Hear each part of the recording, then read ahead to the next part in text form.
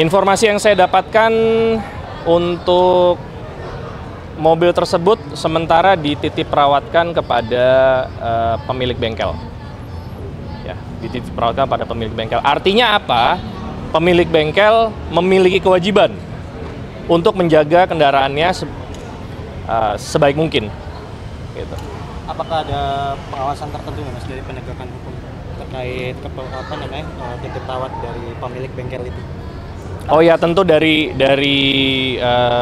kita punya ada namanya pengelola barang bukti, itu mungkin secara berkala akan mengecek kendaraan tersebut sampai sejauh mana kondisinya, dan tentunya kalau seandainya kendaraan itu sudah layak dan bisa untuk digeser ke Rubasan, pasti akan digeser oleh penyidik ke Rubasan.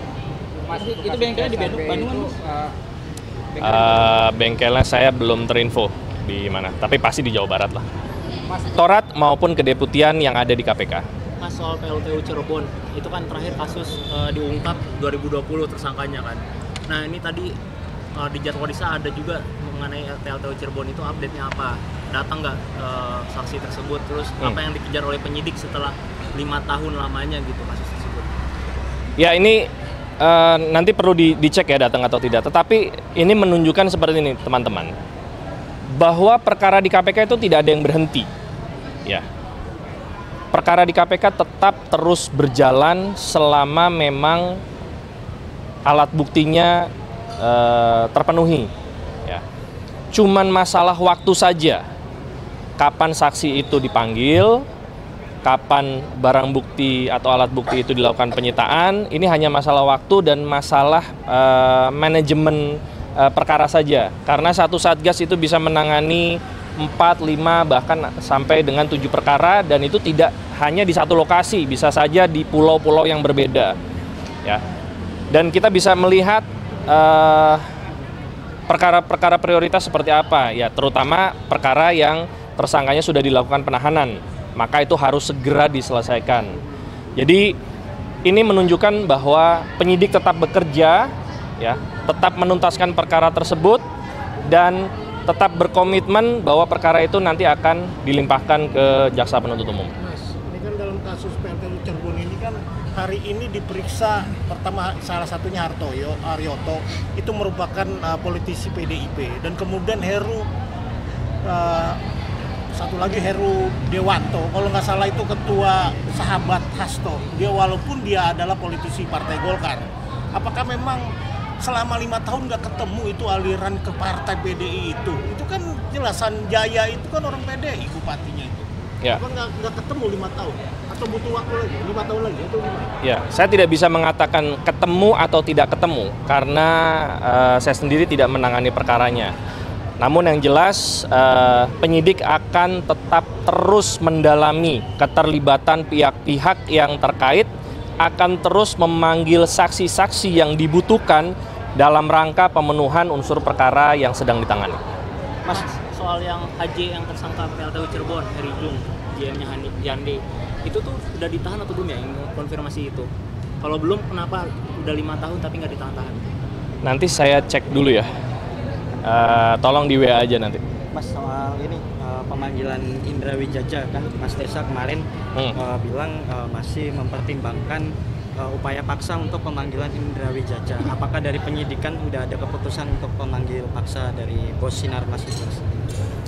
Sampai dengan saat ini saya belum terinfo dari penyidik terhadap saksi yang dimaksud apakah akan dilakukan pemanggilan paksa atau tidak. Namun yang saya ketahui bahwa ketidakhadiran yang bersangkutan untuk 2 kali tidak hadir itu ada alasan kesehatan, berobat.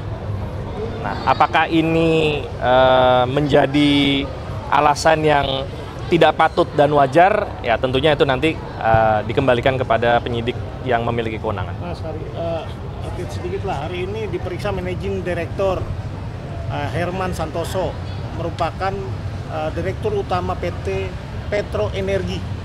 Kira-kira apa yang didalami? Apakah masih terkait LPEE atau seperti apa? Petro Energi. PTPE. Saya harus cek dulu ya. LPI ya. Oke. Ya. sama seperti saksi yang tadi ditanyakan oleh teman-teman sekalian, bahwa perkara LPI ini cukup banyak ya, cukup banyak yang ditangani, sehingga semua saksi yang dipanggil pasti akan ditanyakan dan diklarifikasi keterangan saksi yang sebelumnya ada, dokumen yang perlu ditanyakan maupun hal-hal lain yang memang perlu dikonfirmasi kepada yang bersangkutan. Mas, mobil Ridwan Kamil kan masih di bengkel, Mas. Ya. Kan kalau di bengkel itu bisa mengubah bentuk atau segala macamnya, Mas. Apa nggak khawatir bentuknya mobil itu akan diubah? Kalau nggak buru-buru dibawa ke Jakarta? Informasi yang saya dapatkan untuk mobil tersebut sementara dititip perawatkan kepada pemilik bengkel. Ya, dititip perawatkan pada pemilik bengkel. Artinya apa? Pemilik bengkel memiliki kewajiban untuk menjaga kendaraannya sebaik mungkin. Gitu. Apakah ada pengawasan tertentu ya Mas dari penegakan hukum terkait titip perawat dari pemilik bengkel itu? Oh ya, tentu dari kita punya ada namanya pengelola barang bukti, itu mungkin secara berkala akan mengecek kendaraan tersebut sampai sejauh mana kondisinya, dan tentunya kalau seandainya kendaraan itu sudah layak dan bisa untuk digeser ke Rubasan, pasti akan digeser oleh penyidik ke Rubasan. Mas, itu bengkelnya di Bandung, Bu?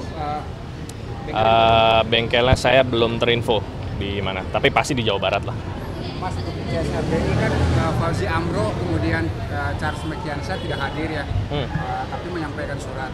Nah, langkah berikutnya KPK itu apakah akan ada pemanggilan ulang kemudian terhadap dua saksi tersebut atau seperti apa? Karena kalau hitungannya kan itu secara patut ya dilakukan pelayangan surat oleh mereka bahwa tidak hadir kemarin.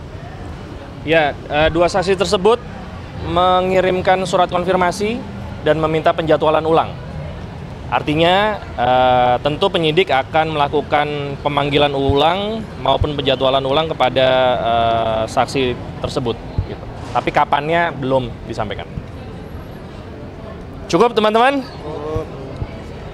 Makasih ya. Makasih banyak Mas. Makasih banyak. Sampai ketemu.